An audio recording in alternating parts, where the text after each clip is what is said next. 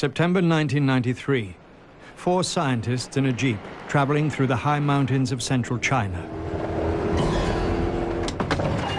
A man, but it had long red hair.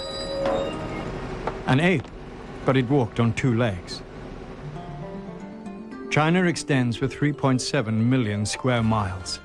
It's in Hubei, a remote province, that the sightings are reported. Stories of the Yeren, the wild man. The mountains in Hubei rise to almost 10,000 feet.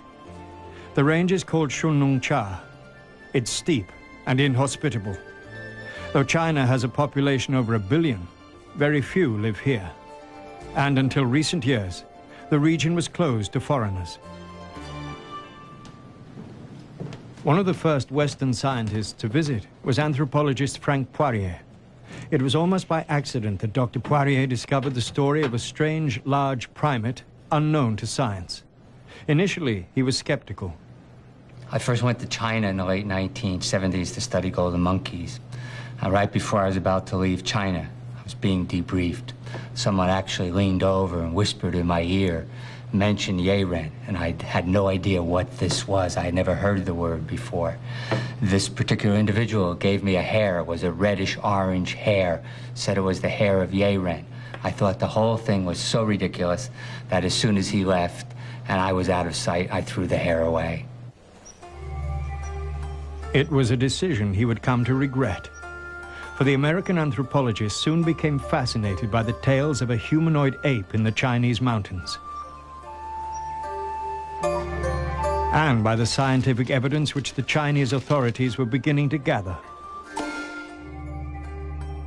A Chinese newsreel of 1978 captures the moment that an expedition came upon this discovery.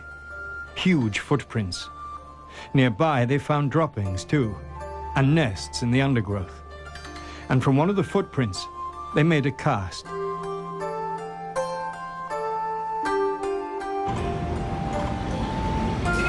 Now the cast of the footprint is in this box, on its way to be analyzed by a scientist, expert in reconstructing identity from foot and fingerprints.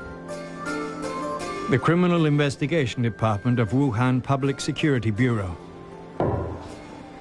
Forensic scientist Zheng Daoli usually works with the police to establish evidence of identity in criminal cases. He examines the cast methodically. Like Dr. Poirier, he began as a skeptic, but detailed observation leads him to a surprising conclusion. At first, I thought the footprints were fake. But if they had been made from a mold, the toes would be evenly spaced. In this case, the toes are oddly spaced. A stone has been trapped between them, and 2 of the toes are pressed together. These are my reasons for believing the footprints are real. On the left, a human print. On the right, a bear's paw. So the size of this cast is spectacular, 19 inches long and deeply impressed into the surrounding mud. From his measurements, Zheng can now make an estimate of the size and weight of the creature that made it.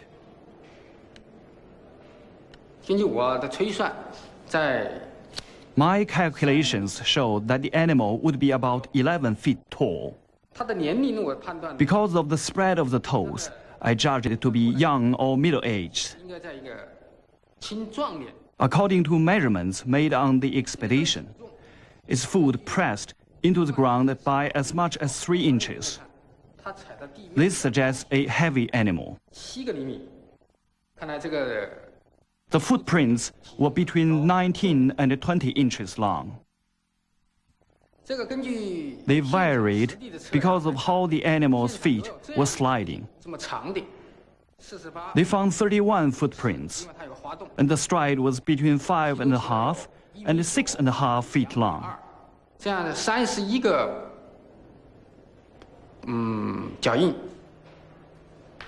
A heavy young animal, perhaps 11 feet tall, moving on 2 legs as its feet sink into the muddy undergrowth, according to one scientific opinion. Or a shy, elusive creature, as the mountain people believe. A creature which hides high up among the trees, far from the human intruders who would pursue it. Like these two local men, curious to know the truth about the Chinese Wildman, who celebrate with their families on the eve of their latest expedition. Li Guohua has only recently come back, after wandering alone for 15 years, camping out high in the mountains, always hoping to see the Yeren again.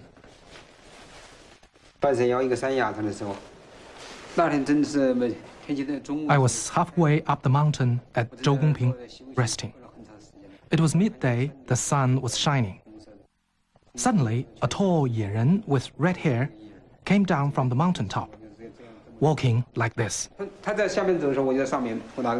I pointed my rifle and aimed at its rear, but the rifle had got wet in the snow and would not fire.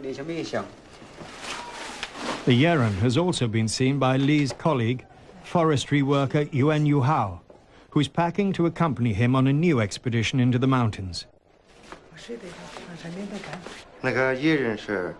3 of us saw the Yeren. It was very tall, at least a head taller than me. It had long hair that flowed behind it as it walked. Its whole body was brownish red in color. As local men born and brought up in the mountains, Li and Yuan will be relying on their special knowledge and experience as they venture into the wild terrain far above the villages where human beings live. Chinese government expeditions have made 7 unsuccessful attempts to find the Yeren since the 1970s. Are the answers hidden high among these dizzying slopes? The 2 explorers know of a network of caves above.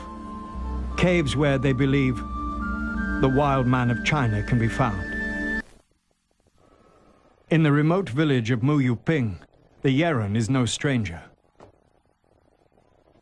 The school children are asked if they recognize his likeness.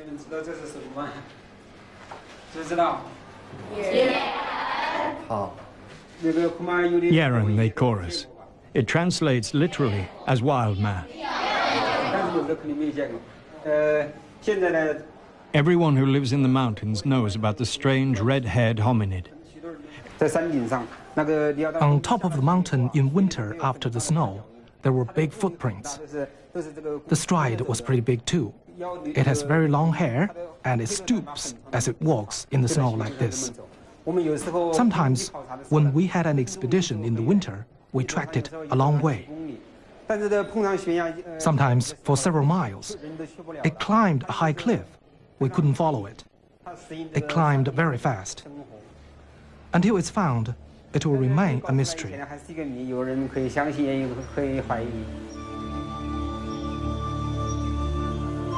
On the last government expedition in 1996, scientists verified 200 new species of plants in this virgin forest.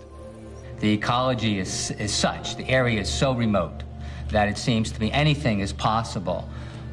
Anything could hide in those forests and not be seen for tens, hundreds, or thousands of years.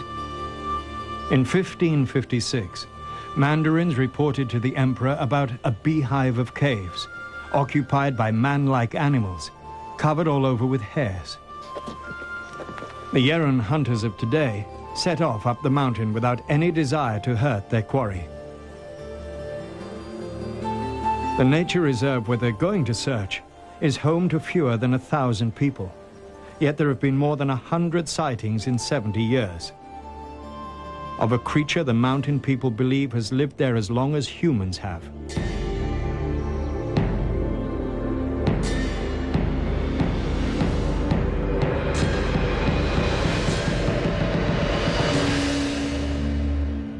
There's a number of possibilities. Yeren is myth, or Yeren is reality. If Yeren is reality, Yeren can be an unknown, very large bipedal ape. Or it can be a very large known bipedal ape. Or it can be a very large unknown, possibly form related to human ancestry, a form that may trace its ancestry back to a fossil known as Gigantopithecus found in Asia. All that is known about the prehistoric giant ape comes from rare fossil fragments found in caves in central China. Caves in the same region where people report sightings of a large, hairy wild man. All over the world, from the Bigfoot of North America to the Yeti of the Himalayas, wild places throw up wild man stories. But only China has a wild man backed up by evidence from the fossil record. If Li and Yeren can find the evidence, if science can verify the existence of a large unknown primate in these forests, it could impact on our understanding of human evolution. 6,000 miles away, in London, the Natural History Museum, repository of human knowledge about the evolution of our own species and about our relatives from the primate world. Dr. Peter Andrews is a primate paleontologist. Gigantopithecus was a huge fossil ape, in fact the largest of any of the apes that ever lived. Gigantic in stature, gigantic in size. Well, this is a large male orangutan skull, and in the middle is a human skull, a modern human, again from a male. And this is the Gigantopithecus lower jaw. Estimates of body weight, based on the size of the jaw and the size of the teeth, range up to about 600 pounds. He lived about 500,000 years ago, but could have lived more recently. I wouldn't be completely surprised if Gigantopithecus had survived until very recently, and people almost within living memory might have seen the occasional Gigantopithecus in a forest somewhere. Li and Yuen are climbing through mountains pushed up by geological cataclysm 1 million years ago. But Gigantopithecus is even older. The giant ape is thought to have lived for 8 million years, making it the longest surviving primate genus ever to live on Earth. Did it really die out 500,000 years ago? Or have its descendants survived? Can the quiet forests of Shunungcha still offer a safe haven to this ancient primate? Is this the real Chinese wild man?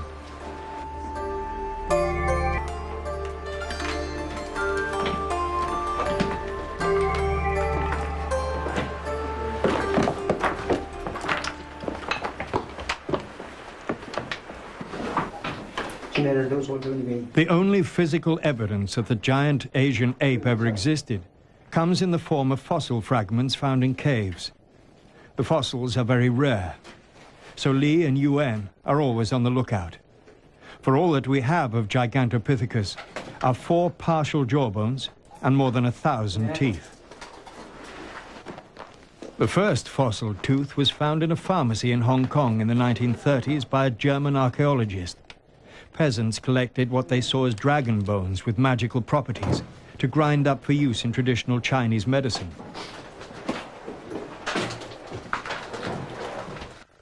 Gigantopithecus fossils are sometimes found alongside fossils of our ancestor Homo erectus. So scientists know that 2 species lived at the same time. We know nothing of how they coexisted. Today, Li and Yuen inspect the human skulls and decide they're not fossils.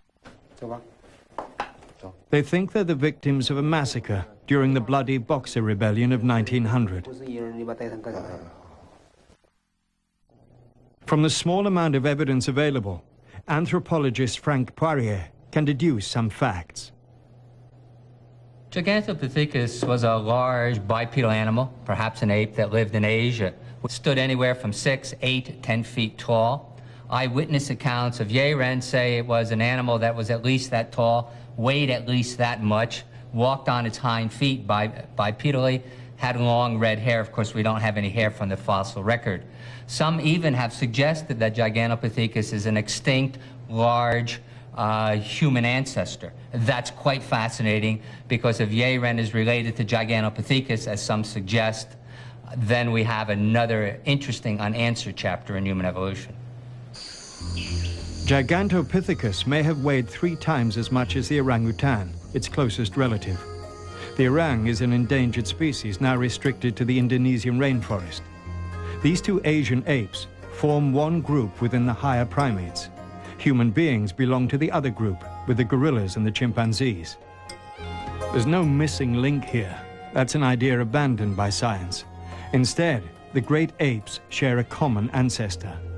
Since then, in the African line come chimps, gorillas, and humans. In the Asian line, orangs, Gigantopithecus, and maybe the Chinese Wildman. The very first primate of all, mother of every ape and monkey species, appeared 65 million years ago, after the doom of the dinosaurs. Countless species have arisen and died out since then. So could a lost human cousin await discovery here? One Chinese zoologist is convinced that it could. For why should the Yeren have died out when its famous contemporary, the giant panda, survived? Hu Jianglin is director of the Wildlife Research Institute here.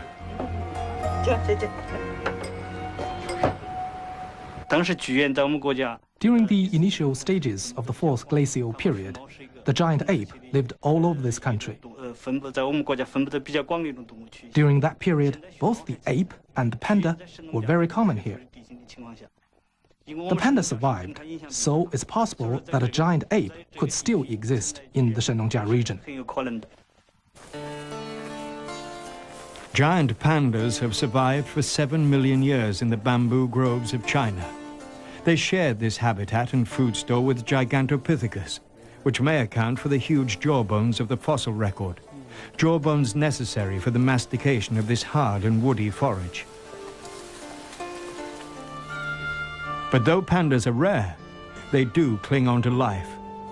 Did some of the great apes find a way to adapt? For if there is no Yeren surviving today, how to explain the evidence of footprints and sightings, and of hairs that cannot be identified by science? These unusual hairs were collected on a research trip by zoologist Hu Jianglin. In 1980, I joined a government expedition to search for the animal. We received information from local people about a strange animal that had scratched itself on a tree. Several team members went to the site. They found some hair on the tree 5 feet up. They also found some 2 feet up. This is some of that hair. We cut it into short sections, and I only have 3 left now. Now the 3 precious hairs are on their way from the mountains to the city. These hairs are going to be examined at Tongji Medical University in Wuhan by the man who wrote the first scientific paper on Yeren hair in 1984. Yang Tao is head of the forensic biology department.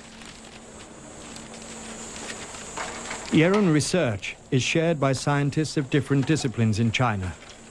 In Shanghai, physicists used a nuclear accelerator to bombard hairs with high-speed protons. They found a chemical anomaly, an iron-to-zinc ratio 54 times that of normal human hair.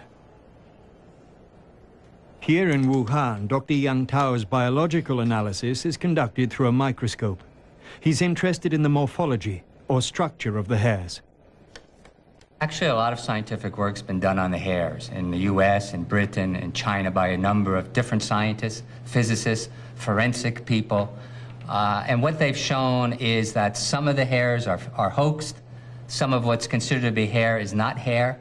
Some of the hair belongs to known monkeys or apes or humans. But the most exciting thing about it is that some of the hair, which is related to those other primates, that is monkeys, apes, or humans, cannot be identified with any known monkeys, apes, or humans at this point in time. Dr. Yang Tao makes a careful comparison of the unidentified hair with hair from other primates, orangutans, gorillas, chimps, and humans.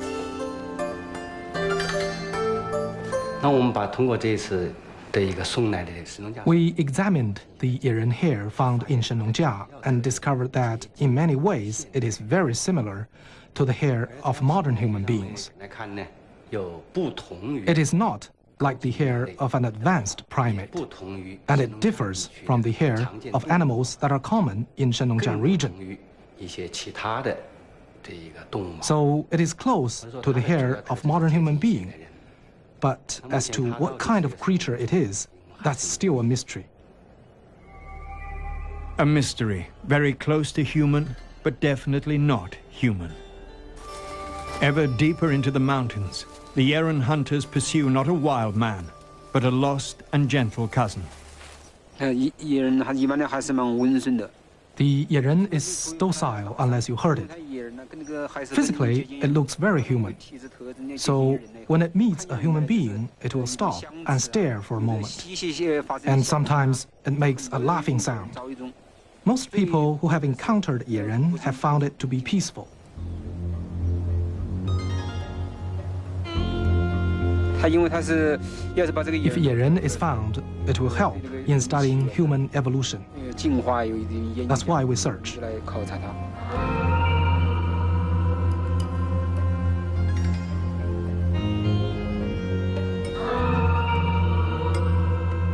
If Yeren were Gigantopithecus, it would be absolutely fantastic, because we think that Gigantopithecus has been extinct for 500,000 years. It would be like finding a long-lost relative, perhaps a cousin, perhaps a sibling, one that you had never seen, and now all of a sudden you are coming face to face with a creature that you have to somehow integrate into your own family.